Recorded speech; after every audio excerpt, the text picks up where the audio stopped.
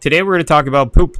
Too Long Didn't Read. They gave mice the poop from an elite power athlete, and it made them stronger and gave them more endurance. Back in 2017, a man by the name of Jonathan Scheinman performed an experiment that almost never gets talked about. Now, the reason this experiment or study never really gets talked about is because it was never peer-reviewed or published in a journal. However, it did give rise to some further studies down the road that were published. Now, this study involved germ-free and antibiotic-treated mice and elite power athlete.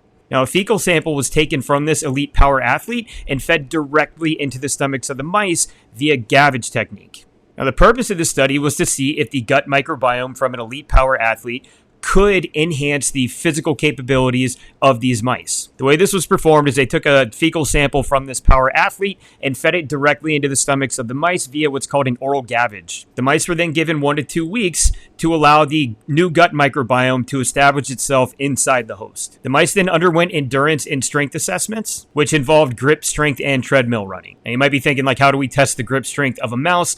You put them up on a bar and you just wait until they fall. So what they found was that the mice had increased grip strength and increased time running on the treadmill. Now, they hypothesized that this was due to increased muscle power and fatigue resistance. Now, post hoc, they found reduced lactate and ammonia levels, which indicated better fatigue management. Now, they believe this happened due to 3 things: enhanced muscle energy metabolism, just increased glycogen; buffered exercise-induced stress, just being able to clear lactate out better; and then also a possible increased signal from the gut to the brain on motivation. Now, in this particular study, they weren't able to pinpoint what bacteria was responsible for this, but they hypothesized that it was lactobacillus, specifically the strain Salicinius SA03. And this was without any exercise regimen at all. Legit, just having that new gut microbiome gave them more strength and endurance. That is wild.